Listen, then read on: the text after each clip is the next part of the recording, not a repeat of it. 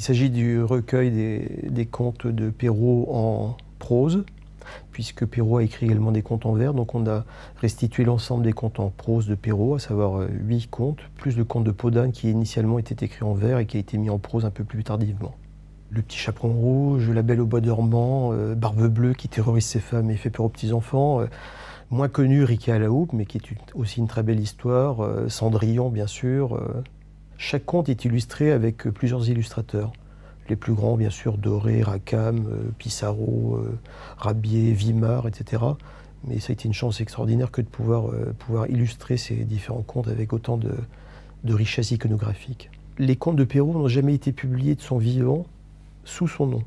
Perrault était un académicien, c'était quelqu'un de lettré, qui était aussi un grand commis de l'État, qui bossait avec Colbert. Donc les contes à l'époque étaient un peu considérés comme des bagatelles. Donc en tant qu'académicien, il n'avait pas envie d'être moqué en quelque sorte en publiant des contes, surtout à 69 ans.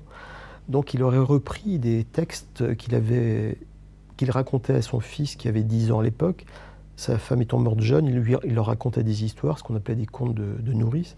Il avait demandé à son fils âgé de 10 ans de mettre par écrit ces fameux contes de nourrice.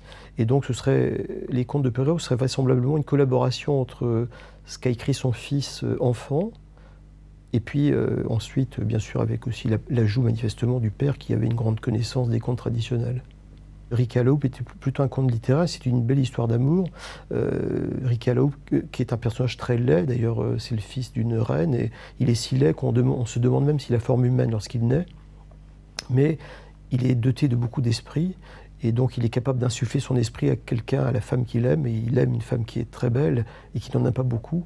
Et donc la morale, c'est tout est beau dans ce que l'on aime, tout ce qu'on aime a de l'esprit.